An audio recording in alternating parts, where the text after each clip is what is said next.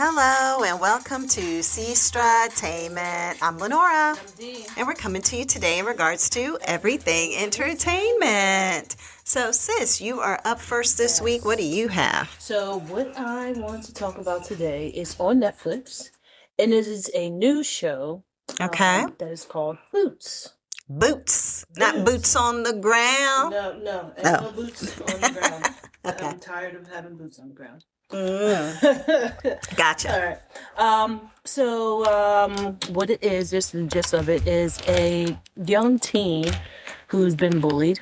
He's just one of those, a outcast type teen that's just been bullied, and he stays to himself. He has his best friend, but him and his best friend end up joining the Marines together. Okay.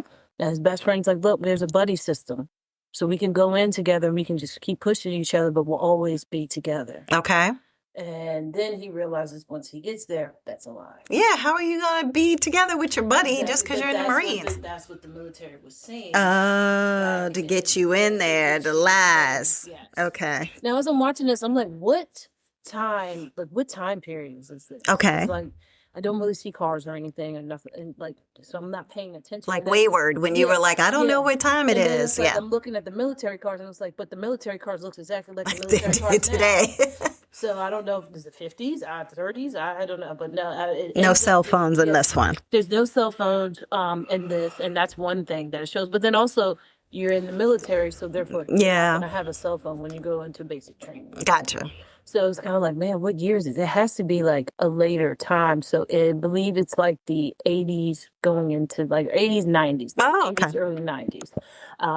So let me go ahead and get into it. So the young man who is going into the military, his name for his character is Cameron Coop. So they call him Coop the whole show, or they call him Cam. Okay. But he's played by Miles Heiser. Now, he has his best friend with him, who is supposed to be like his ace boon coon. Like, they always look out for each other. Okay. And his name is Ray McGaffey. Okay. In the show, but his name is Liam O. Now, these two best friends, like I said, they are like, hey, like, we'll just say Liam. Oh my goodness. Ray says to Cam, hey man, look, I'm going to the Marines. He's like, he went to the Air Force or the Navy. I can't remember which one it was, but I speak on it for a second. And was like, I failed the eye exam, so let me finish basic training. So now I'm going into the Marines, and I'm going to be like my father and blah, blah, blah, blah. He's like, you should join with me. We can go together.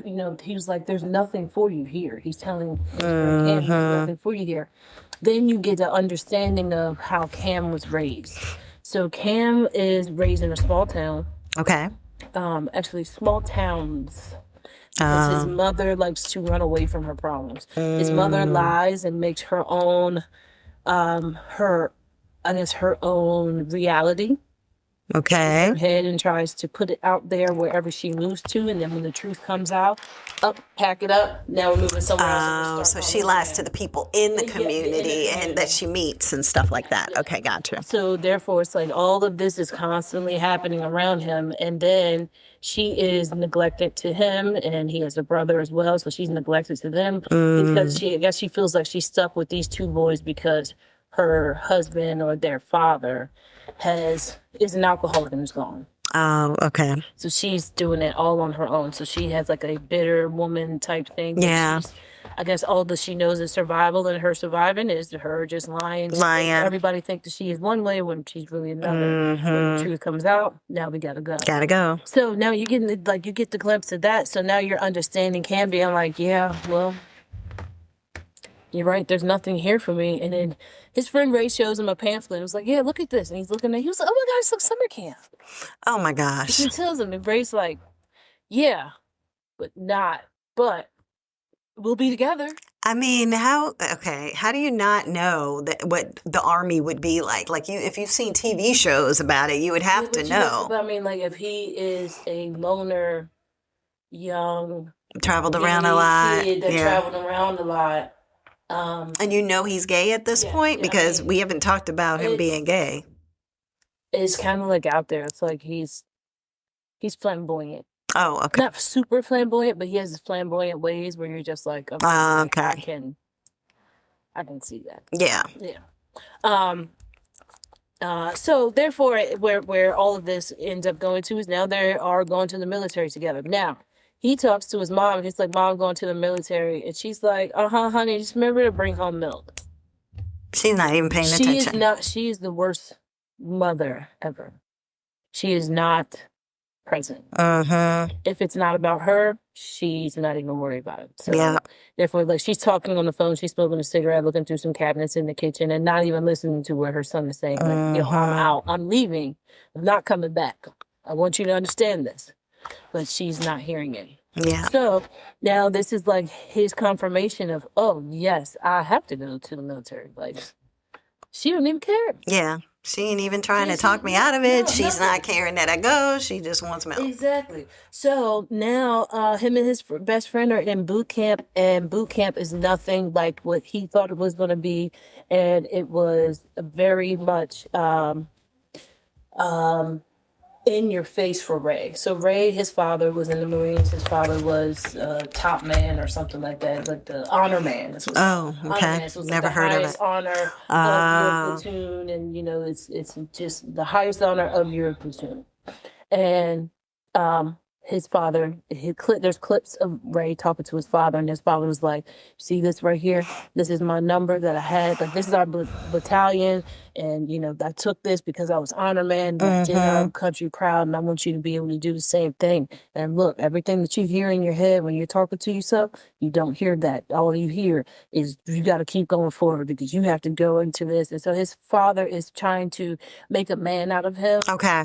But in a wrong way. Not in a healthy way. Just like, look, if you want to get over how you feeling, this is what you need to do. Okay. Suppress. Yeah. Kind There's of. nothing else that's going to help you. You just need to Gotcha. go to the military and get over it. Yeah. Okay. So the two of them think they're going to be together, and immediately, as soon as they get there, now it is basically they're trying to pin each other like against each other, because it's like, oh, that's your friend over there. So you worried about your little friend over there now. And now it's like, now they've separated them, and one sergeant is yelling in one's face, and one sergeant's like, if you go over there and you think you're going to help him, if I catch you looking at him, then I'm going to do this, and I'm going to make the whole team. Yeah. So now it's like, Cam is getting the yelled at for like being soft. Okay. Yeah. And Ray is getting the, if I see you trying to help him. At him, Yeah. give him kind of any kind of encouragement, I am going to bring the force, the hand down on you. So you're going through this whole thing, seeing how they want to be like friends with each other. And it's not a sexual thing with them. They're literally best friends. Okay.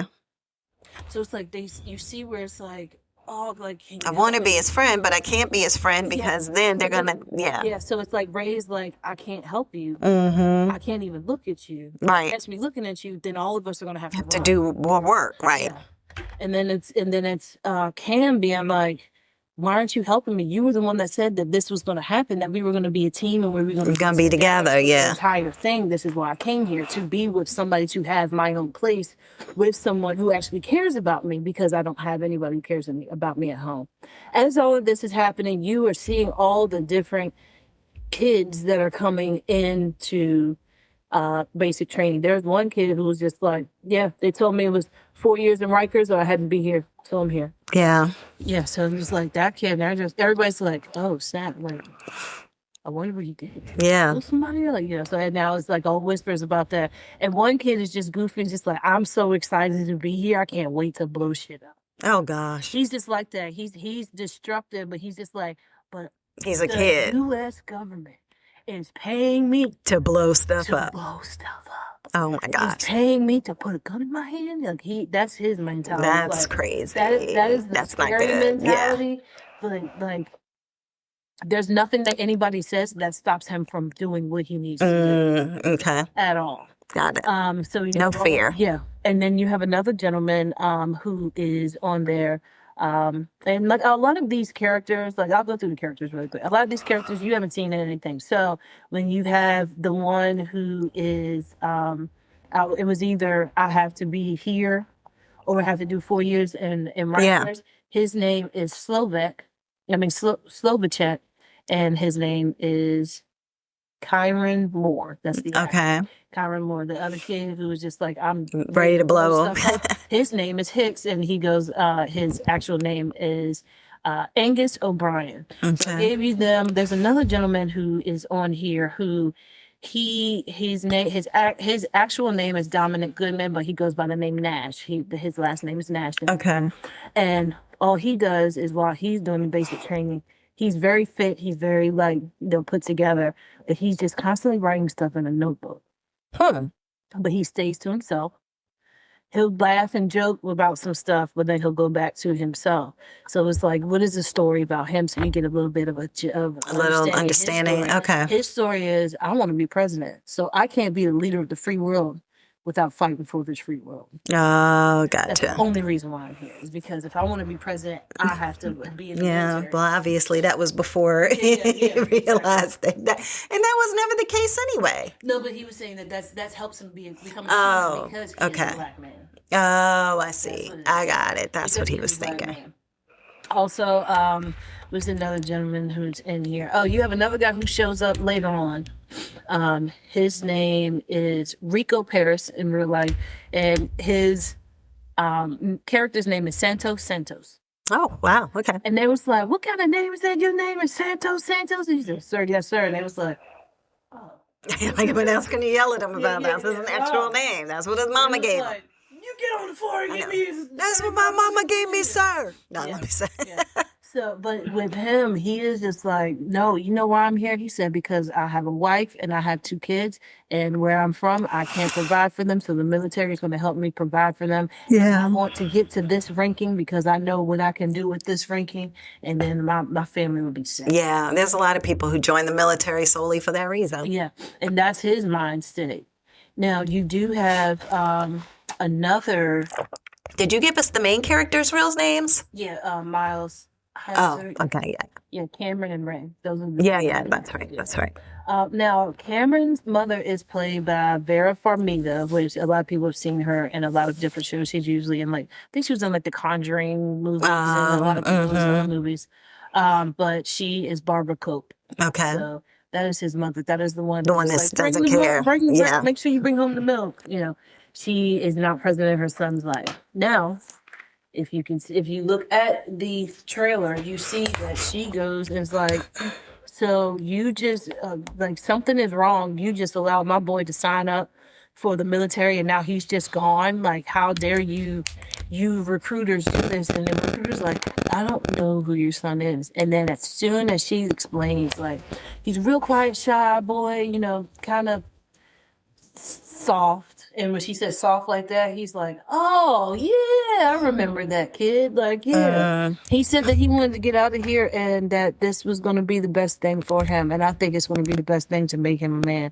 So it went from her being like, hey, just bring home the milk to, oh, he is gone. Gone. He's Yeah. gone. And now, oh my God, where's my baby? I miss my baby. Really? Yes. Wow. Yeah, because it's like, I guess she thought that if she kept them down, they will never leave. Like his brother is just there, lounging in a lazy boy, And she wants that. like playing whatever. That's weird. I think that she just wants to be around people. She wants to be wanted. Okay.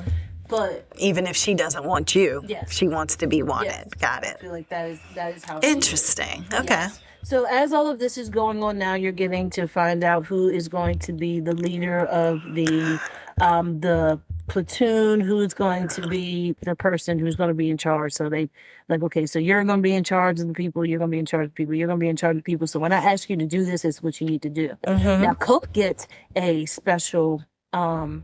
He is a scribe, so he has to write down everything. He's basically their secretary. Okay. So it's like, scribe, write this down. Scribe, you need to go do this. Scribe, go file this. Scribe this. But then with him being a scribe, He hears he everything. hears everything, he sees everything. So now he's like, somebody new comes in and he doesn't know anything about him. He's going to put some files up and he can just pull back and look at somebody's whole file. And the military file gives everything. Everything, yeah. So it has all your information. Now there are some sergeants that are hard on them, Yeah. the ones that are supposed to be, putting them in place. So you have the staff sergeant, who is Staff Sergeant McKinnon, who is played by Cedric Cooper. He is the main one, and he has two other gentlemen that are down below him. Okay. The two gentlemen down below him is Nicholas Logan, who is Sergeant Hewitt, or Howitt. And then you also have Max Parker, who is Sergeant Sullivan. Okay. Now, Sergeant Sullivan, I picked this up immediately. Sergeant Sullivan kept looking at Cope and was just, every time he looked at him, he got angry. And he's just like, oh, I'm going to make a man out of you. This is what's going to happen. There's a whole storyline about Sergeant Sullivan that you see while you're watching the storyline about the boys going through Their basic training. The basic training. And now over top of all of them, now remember, this is like late 80s, early 90s. The one who's top of all of them is Captain Fajardo, who is played by Ana Ayaro, who is a woman. Oh, okay. So therefore, with the captain being over top of them, one of the guys, who is Sergeant Howlett, looks at Sergeant Sullivan and says, man, she just think that she can do whatever she want to do. What kind of world is this now? Like, she's willing, she can put the pants on. Like, she's just the one with the pants on and this. And then Sullivan looks at him and is like, I don't want to hear your gossip or what you think about our and then walks off, because Sullivan is very much, this is my life. I am the military. There's nothing else. This is all that I want. I live, eat, sleep, breathe. This is it. This is how I prove myself. So now you're having all of these stories of all of these different people all together for this, this basically following the kids through basic training. Okay. Now the kids get through basic training because, how else are you going to go through a show without the basic training? Not all of them. Now, it is some things that happen where you could see some of them leave, some of them, like, are new ones that come in. But at the end, that's when I realized what time it is. What time of... Like the time frame of when this was taking place. And so they did that on purpose. Yes. Yes, to find that out. And I was like, because your whole time you're like, man, what year is this? Like, right, you're just trying to figure it out. Exactly what year this is. Yeah. And then at the end, you're like, oh, this is about to go down. Like, these are the kids that are about to be going over for this. Oh, gotcha. So as you see it, it's like, oh, man, like, now I know what time this is. But now it's like, oh, this could be an even better show if they kept going into it from the kids that went through basic training to now the kids that are fighting during the war, right? And what actually happens to them, like, mentally and physically, while they are being children going through the basic training to now becoming men as they have a gun in their hand fighting a war. Very, very good, deep show. I loved it. Okay. I thought that you finished watching it all? I watched it all. Okay. Yeah. And I thought that it was one of those it's like one of those shows that you watch and it's like, oh, let me see, I can see what this is about, and then it enthralls you. You are drawn into it, and you're just like, okay, yeah, I need to know more about this, and then I want to know more about this, and then it's just, you're just trapped into it. Yeah, you can't get out of it. The storyline is great. The acting is great. Okay. All of it is good. Okay. Like, Netflix is doing their thing. When it comes to the shows and the movies, because this is a Netflix original. Yeah. So when it comes to the ones that they are putting out, they are doing their thing. And this is definitely one of them. So like I said, it is called Boots. Yeah. It's a TV show. It's like 8 to 10 episodes, and it is on Netflix. I want to say it's a trending show on there too. Like, it's on one of the top few TV shows that are on there. When it first came out, I think it was like... it's number 6 now. Yeah. It was number 2, and I think number 1 was Wayward. Oh, okay. Well, there you go. Yeah. Well, interestingly enough, I'm going to be talking about number 1 from the movie side on Netflix. What's that? The Perfect Neighbor. I was going to talk about The Perfect Neighbor. I'm going to take that off my list. Oh, well, we could talk about it together if you like. We can talk about this craziness. So in this one, I will just go ahead and say, spoiler alert, there are going to be spoilers because of the fact that this is a case that was out a while ago, and it was real life, and it happened, and it was on the news nationally, and all these things happened. Although I can't remember what year it happened. Did you have down what year it happened? Because I didn't have that. But yeah, so this was a real thing. And I remembered when it happened. Yeah, it's sometime. Maybe 23. I want to say when I read the end, it might have been 23. Yeah, I don't think it was too long ago. So 23 probably is right, because I know I went down a whole rabbit hole in regards to it. And AJ Owen's son was on The View after it had happened. And he looked about the same age as, what you probably saw in the documentary. So, but The Perfect Neighbor is a story about a neighborhood, I guess you would call it, where you have a lot of people were renters, I feel like, in that neighborhood, but it was just a neighborhood of people. You have a woman, Susan Lawrence, I think is how she pronounces it, even though it's spelled weird. But she was a neighbor who was renting a duplex, like a quadplex, actually. I think it was like 4 houses in one. But yeah, so she was renting a space there. And you had these neighbors who were across the street, and they all had kids, and there was this big open field, and all the kids would just play out in the field. So you just had, it was probably noisy. Oh, 22. Okay. So it probably was noisy because of the fact that you have these kids, and it was probably 8, 10 kids just out. You're in an apartment complex, basically. It wasn't an apartment complex. It was a housing. It was like duplexes. That's what it looked like. Yeah, but like ranchers. So it's like one door goes to somebody's place and another door will go to somebody's place. Right. So they were quad is what they were calling them, as quadplexes or something. But anyway, and then I feel like some of the houses across the street just looked like houses. Yeah. Oh, okay. So she might have been the only one that was staying in one of those quads. But anyway, the kids are out playing. They're having a good time. And the neighbor, Susan, was somebody who would consistently provoke, agitate either the kids or their parents. She would complain about all the noise that they were making, that she couldn't do anything, she couldn't get her work done, that they were trying to steal her truck, that they were trying to put their pet on the truck, that they, were leaving things out there. They're on her property. Now, mind you, she's a renter. She has no property.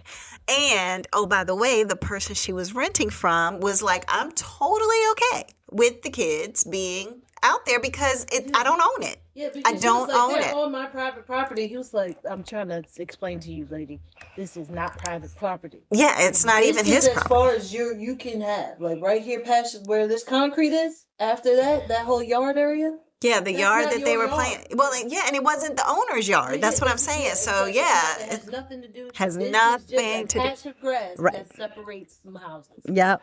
And so she was not either having it, understanding it, whatever the case may be. So she became a person who consistently called the police. Yes.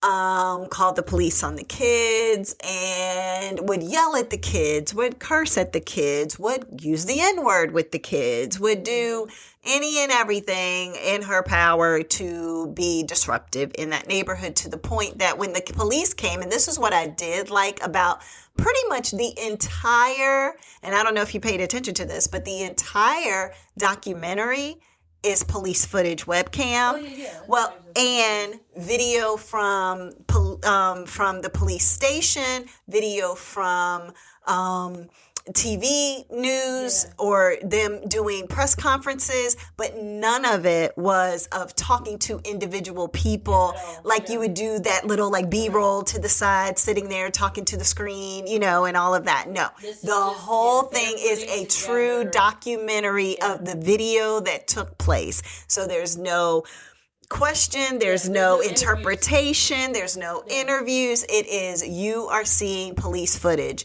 Yes. And what ends up happening is that, so you're seeing the police footage as they're getting out of their car and they're cutting on their camera, they're cutting on the camera, they're getting out the car. They are walking up to Susan's house and she's, coming out and she's talking to them and telling them, playing the victim. Yeah. And, these kids, and they're just like, they're on my property and blah, blah, blah. And they were like, and, in the beginning, I think that first cop had no idea it wasn't her property. So he was just like, hey, kids, look, I know I was a kid too, but, can y'all just, maybe keep it down a little, blah, blah, blah. That sign up that said private property. Yeah, something to that effect. Oh, yes, she did have a private property sign. Grass. Yes. A grassy area. Big, huge grassy area. Put a little sign up that says private property, but it's like, it's not. Like 20 feet away from where her concrete and everything, the end of her fence was. Right, exactly. And so therefore, one of the mothers, AJ Owens, I think it's Ajika, maybe, Ajike. Yeah. But she threw the sign at the woman one time. And the woman was like, she hit me with the sign. And she's, calling the cops about that. And then the cops were, when they went around and asked all the neighbors like, we saw her. She threw the sign, but she didn't get anywhere near that woman. She was like, she picked it up and tossed it. Yeah. And it did not touch that woman. It wasn't anywhere near her, but she was just moving it because it was not private property. So you can't put a sign out there when you don't even own the property. Yeah. And so, but you just see over and over again the police footage, right, of what is going on. And at one point you heard one of the police on the body camera be like, this chick is crazy. Like something she was saying, but like it was very like, not all so you could hear what their thoughts were too. And you even had a couple of times where one time where one of the cops was like, hey, is your camera on? And he was like, oh yeah, let me cut that on. And he cut it on, and then you started seeing from his view. Yeah, so but they were talking to AJ. They talked to her, I think, boyfriend. They talked to the kids. And the kids, he was like, look, he said, yeah, she's saying that y'all tried to steal her truck. And the girl said, we're 11. Like, we can't drive. We're 11. What are we going to do with the truck? We're 11. Right, exactly. Right. It's... Yeah, and they're like, she's always upset. She's mad. This is a crazy lady, blah, blah, blah. And they're just, kids are being kids. They're telling the whole truth and nothing but the truth. And so... it's not just one kid saying that. You have a group of kids. It's a group of 10 kids. And then, and then another one picks up and was like, and then that happened. And then she'll say, well, the one in the red shirt did blah, blah, blah, blah, blah. And the one that da. So anyway, they were like, oh, let's go find the one with the red shirt. Okay, let's talk to them, whatever. So what ends up happening... The dog part was funny. The what? The dog part. Where she was like, they're trying to put their dog. Oh, I had already mentioned it. Yeah. Yeah, but then it was just like when they went and tried to talk to the father, and it was like, what's his name? Oh, right. Oh, Isaac. It was like, yeah. So, what about Isaac? Like, what is a dog? That was like a boyfriend of the boy. She was trying to pick up the dogs and put them in the back of the truck, and he was like, "Have you seen the dog? Like the dog is huge." He was like, "Well, he's 9." And the dog comes up to here on us. He said the dog is big for me. He's like some kind of doodle. It was a big black dog. You could see the dog earlier before that. The lady tried to say, no, they were trying to put their little dog inside of my truck. And nobody got a little dog. Nobody had a little dog. Oh my God. Oh, the lady, the one white lady.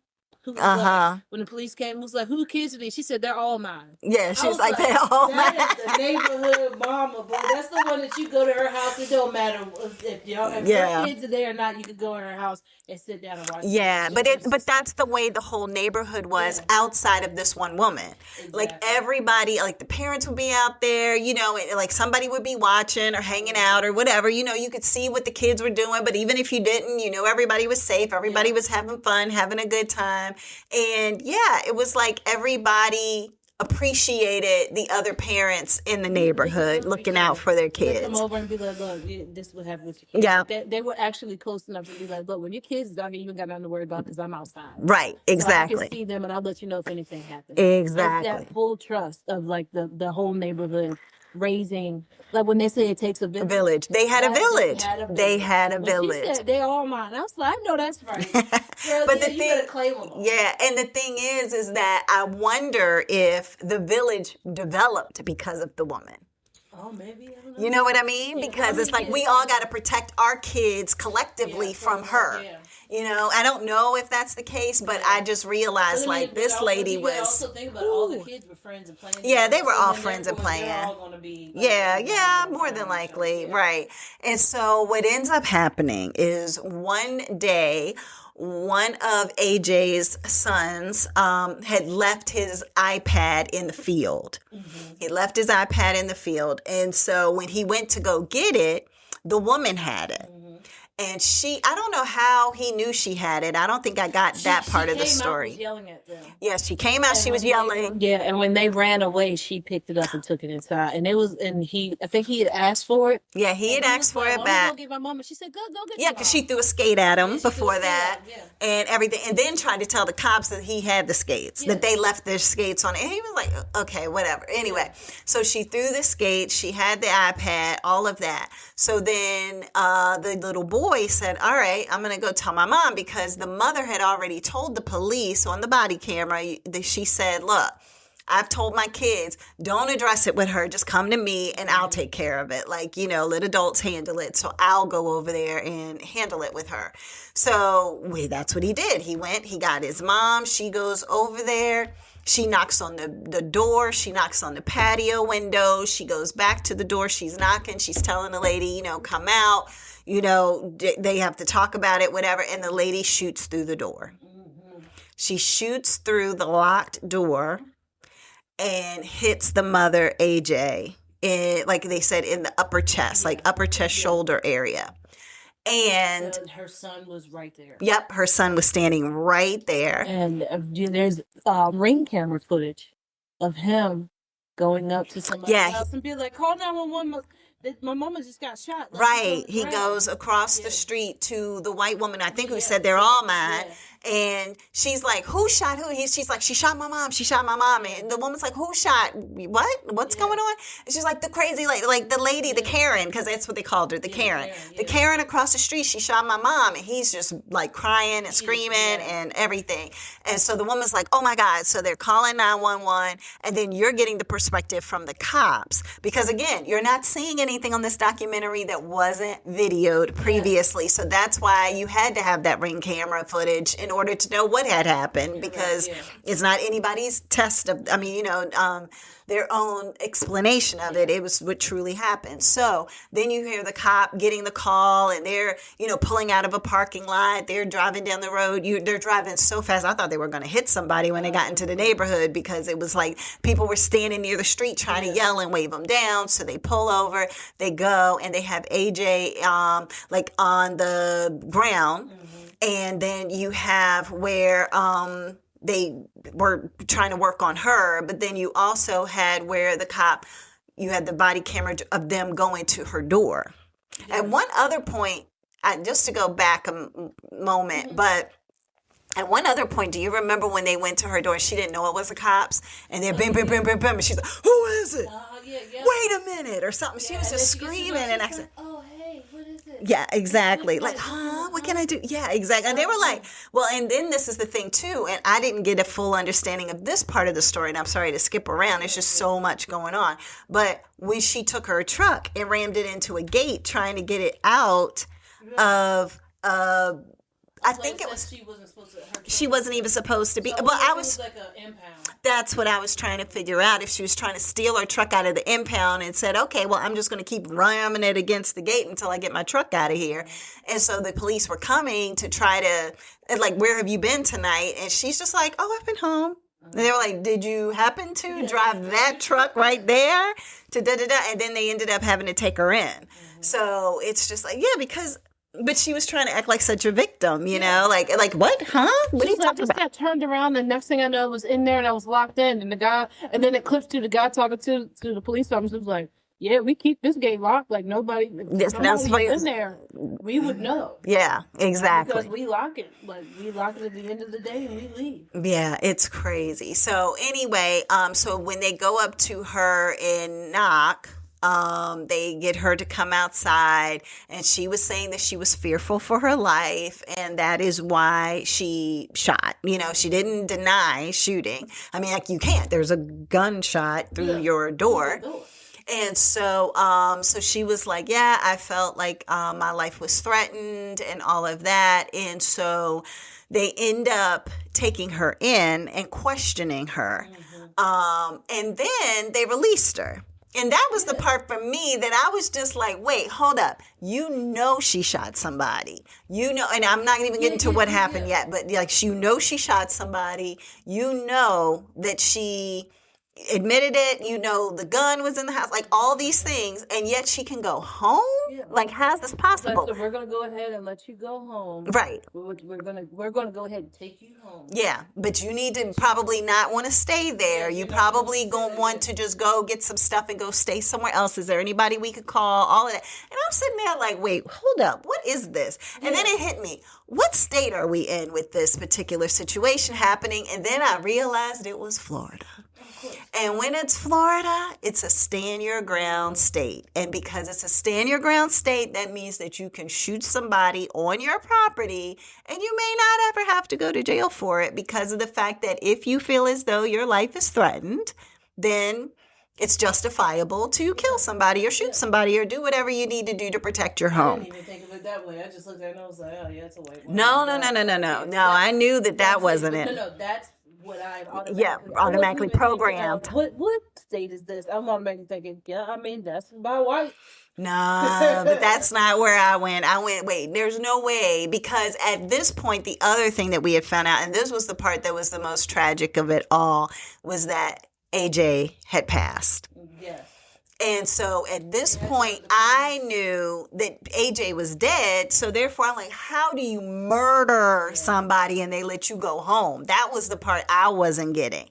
And so basically what they end up doing is, we don't know we know because we've known of the situation. If you had heard of it previously, like I had, you knew she passed away.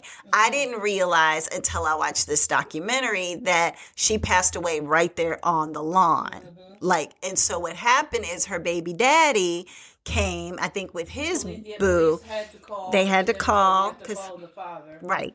And so when they called the father and he got there, they told him, like, they talked to him to the side, they pulled him to the side, and then they told him, and he was just upset.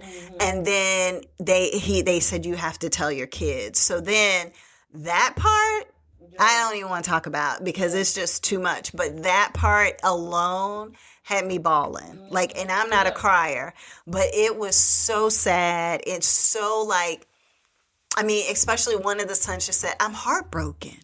And I was just like, oh my God, he's so little. To say this.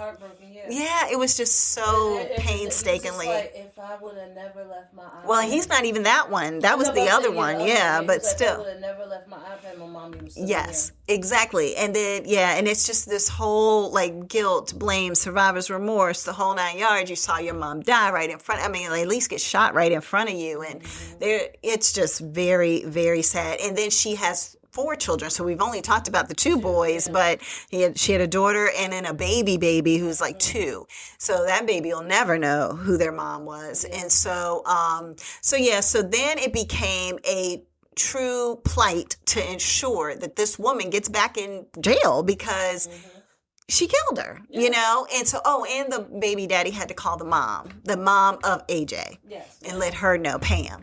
And so that was horrific to listen to the mom finding out this information over the phone. And so, but all this is on body cam because like I said, and none of it is where somebody's interpretation. So then it goes to them being with newscasts, with them going and just truly saying look, she needs to be in jail.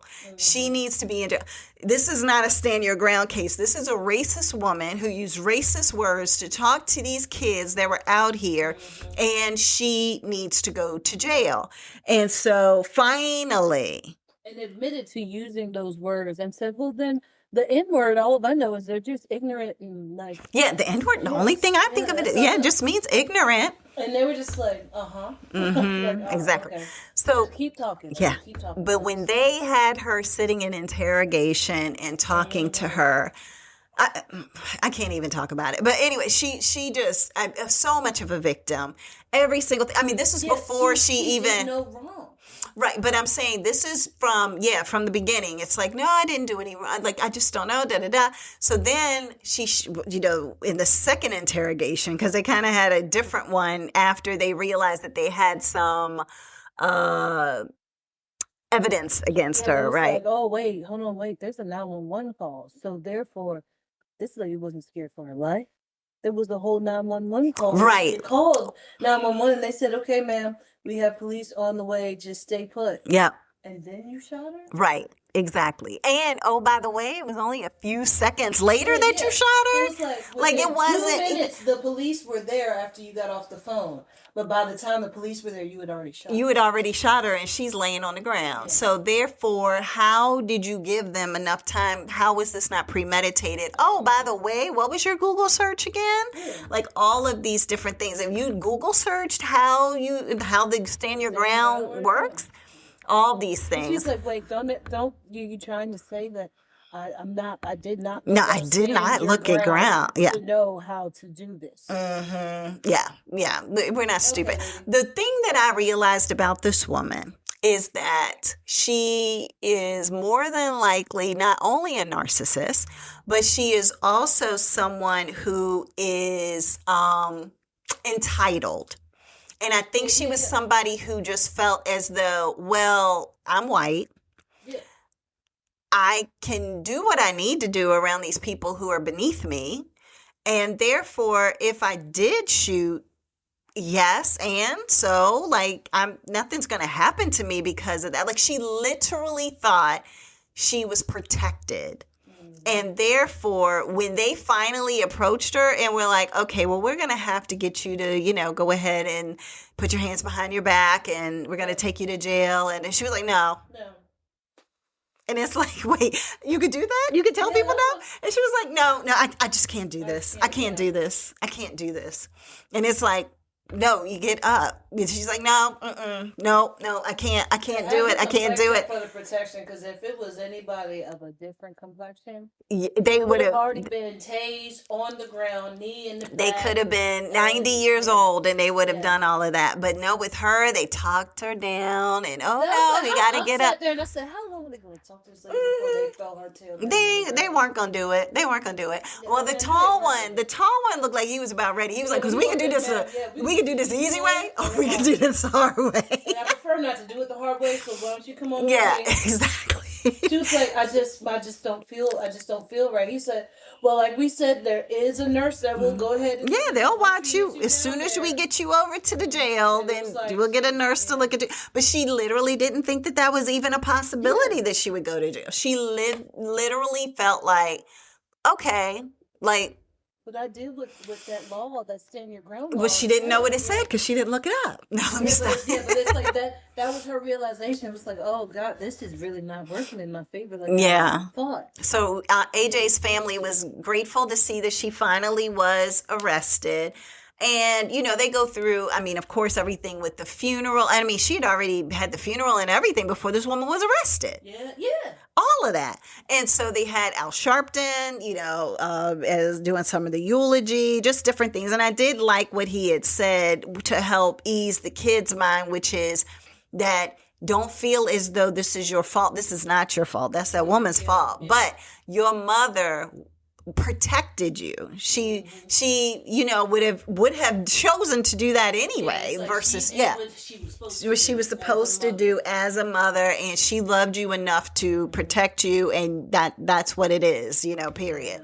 And so anyway, but it's just a heartbreaking story. It's infuriating to watch because number one, I kept thinking, why aren't they telling this woman, stop calling us because you are using taxpayer dollars for us to keep coming out here for this frivolous stuff, number one. And then, but I also understand that some of the cops who would get the call didn't know her situation and what she did. So sometimes the people had to explain, okay, well, the other cops know, but you don't know. So let's tell you what's going on. Because at one point, one cop was there and he was thinking everything was legit. And another cop was like, nah, she just called this in last week. I'll go over there and talk to her. I understand the police having to do that because how many situations went the opposite way where it was actually somebody was being harassed Yeah. by a bunch of kids, and now the kids have done something to the person, and then Right. it's been the opposite thing. So they still have to do that. Yeah, I know they still have to do it, but I would But think. there just should have definitely been a mental health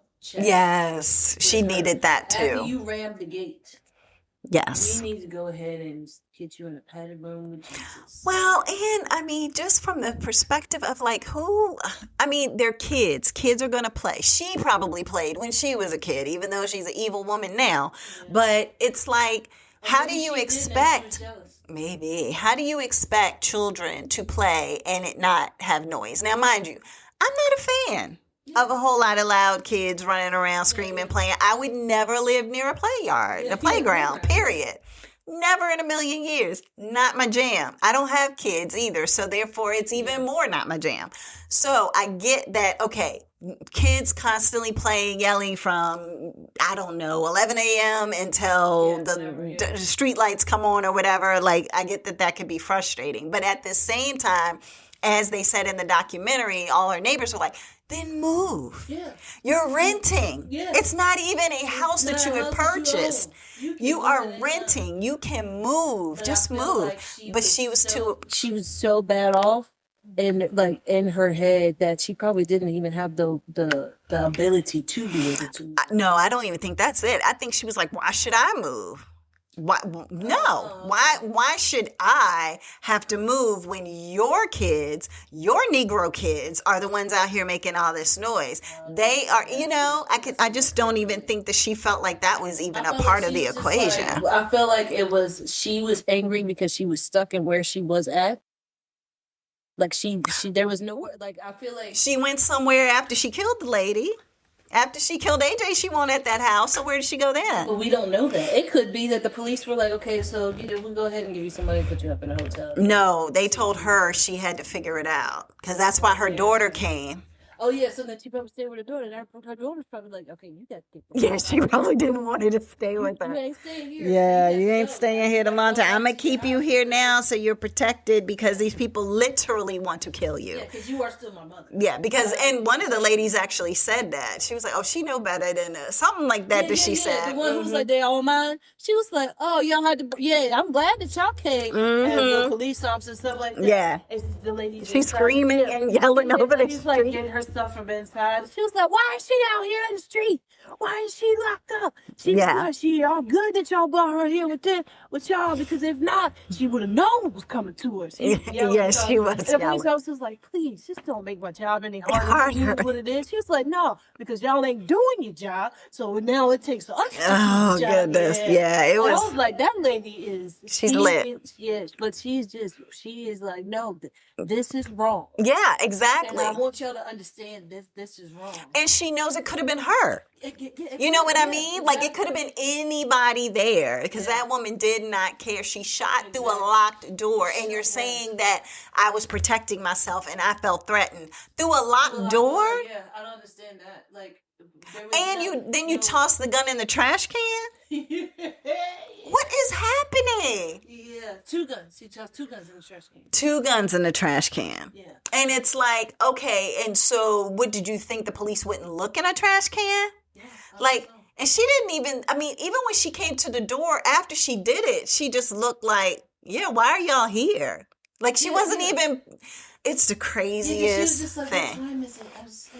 I was in the bed, and there was like, okay, no, we need you to step out here. She was like, no, it's cold. She was in the bathroom. She was like, yeah. She was like, but it's cold. I don't have any clothes on. And there was this, and then she goes to turn right around. Yeah, she's trying to go back in there like, no, ma'am. And I'm just like, is anybody else in the house? Yeah, is anybody else in the house? Anybody else with a different complexion would get shoot you as you're closing the door through the door the opposite way. Oh my gosh! The fact that you did this, I was just like, man, this. I think. Well, but I think it's different too because she was older white woman. So I think, if she was some white guy who's in his 20s, they probably wouldn't have treated him that way. And I don't even know if in the 30s or 40s they would have. But because she was this older white woman, I think that it was just like, reminds me of my grandma. Let me not throw her on the ground. Yeah. You know what I'm saying? Like, needs to be body slammed. Well, I think that they probably subconsciously, I can't even say consciously, because I do feel as though the police in my opinion, in watching what they did everything they could have done. Exactly. I felt like they did. Law. They went by the They went by the book. Like, there is by law. There wasn't anything more. Yeah, and they told her what she could or couldn't do. They corrected her when they needed to. They were telling her basically like, as far as, right, as giving the explanation, but that whole stand your ground thing, it's like, I understand it's by the law, but I know that they were feeling some type of way. It's like, we gotta let this lady go. Like, yeah, they didn't have any choice until they could do more, right, until they could do more research. And there was somebody else who had gotten off for Stanier. I mean, there's plenty. I mean, you got Trayvon Martin and different stuff. But yeah, Zimmerman was the one. Yeah, but there was somebody else too who they said that somebody, I forgot what it was, broken into their house or something, and they were able to use stand your ground, and everything was, they were not found guilty or whatever. And so basically, I think she thought that she would just fall into those same, categories, but nah. And she's still in jail to this day, and was found. Well, I mean, I guess y'all would probably already know based on everything we've said to this point, but she was sentenced and found guilty, and I'm sure she's probably trying to appeal and all these other things. But yeah, so that is the story of the perfect neighbor, and the reason that they named it that is because of the fact that she said, "Well, I just don't know because I'm the perfect neighbor." Yeah. Like, she called herself the perfect neighbor. And you're looking at the whole situation from the jump, and you're just like, this lady is far from the perfect neighbor. It's a good neighbor, yeah. That is the perfect neighbor. Yeah. And it's I just... know that you're going to look out for my kids just like you look out for yours. Yep, exactly. So you're right about that. And so, but I just... I don't know. I mean, I highly recommend, checking it out if that is something that you potentially would be interested in watching. And yes, we went through the whole thing. It was a total spoiler alert. But at the same time, it's worth it. Spoiler alert because it is actual national news. Yes, that's what I was saying, though. So but I mean, it's a spoiler alert because we're just. But it could be that people had never even heard of the story before. Yeah, I get that. But so that's what I'm saying. Like, because for me, I remembered it when it happened, and I was like, "Oh my gosh, that is horrific! Like, how do you shoot through a door? How do you kill this woman? How do you, in front of her child?" Like, I remembered all those parts when it happened. I didn't remember what state, and I didn't remember if the lady was found guilty or not, because I think with that happening so much later, sometimes that doesn't make the same news as the situation that took place. But yeah, so I remember it because Charlemagne the God always says his donkey of the day. Oh, and she was that. She was the donkey of the day. Oh, okay. He was like, I always say that the craziest people come from the Bronx in the state of Florida. Yeah. Mm-hmm. He was like, and this is not, and this is. It's just still, no different. So, no different. Understand this. Yeah, so, but anyway, so that is it. The Perfect Neighbor on Netflix. So that was what I had. Thank you for the collabo on that, sis. Yeah, absolutely. All right, what you got? All right, I'm going to keep it on a positive, not on a positive, but on a, not a watch it or not, or this movie was okay. I'm going to keep it on the up and up of things to watch. Okay. So this one is called Rim of the World. Oh, okay. Which is also on Netflix. Never heard that. Oh, all Netflix episode today. Yeah, so Rim of the World is it is a family movie, but it has to be like preteen to teen family movie, like little kids. Oh, okay. But it is a good like teen family movie. Basically what it is you have these young kids that go to a summer camp, but from the summer camp you follow 4 little misfit teenagers. And while they're at this camp, aliens end up attacking the planet. Wow. And they are the only ones left because they're misfits. They're not with the rest of the camp kids. They walked off and done their own thing. Now the aliens attack. They're like, what is that? What's happening? And they go back, and now everybody from the camp is gone. There's no counselor. There's no kids. Where is What? Where everybody did they at? go? So now they have to like hike back to Forage that for well, themselves they have and to eat. hike back to the camp because the camp had taken them on like a trip. You know, Oh, like, okay. you get in the car, like you get in the van. We're gonna go this place, and we're gonna be on the we're gonna walk through the nature, and you know, there's a really high cliff that everybody can walk up, be able to see things. There's boats out here, so you'd be able to swim. So it was like that kind of camp. And then once again, no idea what year it is. Okay. Gosh, what is up with these shows? I don't know, but I'm kind of here for it, not knowing what year it is. You know, Okay. now you know, completely fictitious. Mm-hmm. But yeah, these kids are trying to get back to the camp. Once they get back to the camp, then it's like there's nobody here. We are the only ones left. So now they are seeing things that are happening. They're just like, oh crap, we got to go. We got to hide. So now these 4 kids that they don't know each other like that. They just met at camp, but they're also the black sheep of everything. Yeah. Now they got to become friends because they got to survive. Friends. Yes. Now, what they have to do in order to survive is they see something fall like in the woods. So they're just like, oh, what is that? They go to see what it is. It's a spaceship. Of course it is. Yeah. That's Spaceship has dropped. This is not an alien spaceship. This is the United States of America spaceship. Yeah. It's our own spaceship. Okay. Lady comes out and she's like, where is it? And they're just like, lady, it's everywhere. I don't even know what's like. One kid's like, I don't know what's happening. We were just at camp. You're an astronaut that fell out of the sky. We don't know what's going on. And the lady's like, okay. And she's like trying So had they seen any aliens or anything yet? They've already okay. They saw the aliens once they got back to camp. Oh, as soon as they got back. Okay. They were looking for everybody. Where's everybody at? And then all of a sudden they start hearing things and then they see it. And now they're just like, oh, now we have to, you got to hide here. You got to hide here. Do you ever find out what happened to everybody on the camp? Like, did they just evaporate, disappear, get eaten? Okay. We don't find out. Okay. I was just wondering.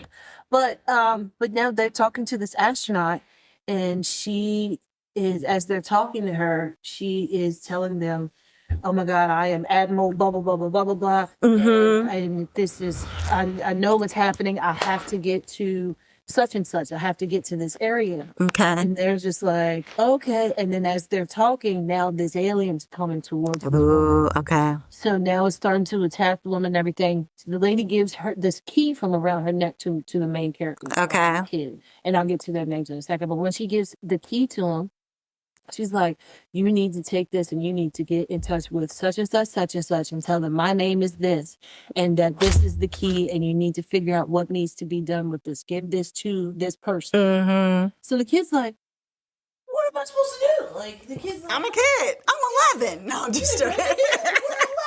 But it's like, what am I supposed to do with this? So, but then he's like, okay, guys, we gotta come together to save the world. And then it turns into like a crusade of them. Yeah, it comes from like the stress of them going through the aliens to now, this whole this, what did you call it? Crusade, yeah. This crusade through So the woman didn't make it because the alien attacked her? yeah, so then the alien comes back. Like, the woman is going to run off because she's trying to keep the alien away from the kids. Oh, that's very noble of her. Herself. Okay. Now, these kids are still trying to come together. They're trying to be like, okay, so if there's nobody at the camp, and we already saw one of the camp counselors get eaten. Oh, gosh. Okay. Then we got to figure out something. Yeah. Now, there is this one kid who came, Asian girl. Okay. She's there. She does not speak English the entire time. Wow. She gets there and all she has is a pamphlet. She's coming from China. And they show you that there's a random man that sees her at the airport and it's like, yeah, I just want to go ahead. Yeah, I had to pick her up from the airport because, this is my niece. And, she's going to camp here and blah, blah, blah. And the girl's like picking up a piece of paper and like showing her, I guess it's whoever is at like TSA or whatever. Yeah. And then he keeps walking with her. And then once they get outside, she stops and then she reaches in her bag and she hands him like $300. And he's like, I kind of feel weird about this, but I need this money. So good luck, kid. So she just needed somebody to pretend to be her family to greet her. So she could go to So the she camp. could go to this camp. Why does she want to go to the camp so bad? Something about the camp made her feel like somewhere she belonged. Oh. And that's something that you find out later. Even if she didn't speak English. Yeah, exactly. But this kid, she's a badass. She's on it. Okay. This kid is like the equivalent of how China and Japan is so far ahead of America. Yeah. It's like this kid is so far ahead of American kids when it comes to an apocalypse. Exactly. So let me go over who the kids are. So you have Jack Gore as Alex. You also have Maya Chek, who plays Chen or Chen. Yeah. Okay. Which is the young lady who is the Asian girl who came from China to come and be at this camp. Mm-hmm. You have Benjamin Flores Jr., who plays Darius. You have Alessio Scalzotto, who plays Gabriel. So those are the main four. Oh, okay. Miscreants, like the kids who have to save the world. Now, there is a funny story of something that happens. Okay. And it's only funny if you think of it with like your kid mind. And this is the reason why. So Ben Darius is a kid who is flashy. Okay. Just runs his mouth all the time. He just don't stop talking. Okay. Why are you talking so much? We gotta be quiet. You want me to be quiet? You not see the blah, blah, blah. Oh my gosh. I'd be fussing at the TV. Exactly. So the funny part is that what happens with Darius, he ran his mouth so much that the alien had possibly put a, let's say, body part inside of his mouth, allegedly. Okay, allegedly. And I would say allegedly, there was a body part that went inside his mouth. Okay. But I'm saying, let's say it's just a body part. Okay. Because they can't really tell because it's an alien. I don't know. You don't know what it is. So as it's going, like it goes into his mouth and everything, and then it like leaves. And then the boys are like he gets up and he's like black stuff all over his face. And the boys are like, he's like, oh my God, like this alien just stuck his whole foot in my mouth. And then the boy, Alex, is like, well, from everything that we know from aliens, usually they will try to probe their whistle. So it probably wasn't his finger. And he's just nonchalant about it, keeps walking. And the boys walking, he goes, wait a minute, what is that? in my mouth? Like, yeah, I had an alien, like, in my mouth. Allegedly. Yeah, allegedly. So it's like it was so funny because it was the one thing to shut the boy. Yeah, that shut him up. Yeah. He was just like on himself, like, man, what is happening? I can't believe this happened. So and then he was the one who was complaining the most about everything that was going on. But then later on, he's like, man, look, we can get through anything. If I can get through an alien in my mouth, we can get through anything. Oh my gosh. But it is a cute, like, family movie, definitely. Sort of. I mean, that's what you said, preteen, yeah. But it's like if you have like teenagers, definitely watch this movie with them. That's funny. It's comic relief, but it's also good as a family movie to have a teenagers save the world. Yeah, definitely. So it's called Rim of the World. It is on Netflix. It's all right. Funny. It's good. I like it. I definitely watched it again. Excellent. All right. Well, there you have it, everybody. That's it for this week's episode of Sestra-Tainment. I was going to do just a little hot topic, but it's not anything major, but the Brandy and Monica tour. But Brandy left the stage early and was, I guess, had a medical episode or something to that effect. Yeah. And so I'm trying to figure out, I think she did the tour maybe a day or two later.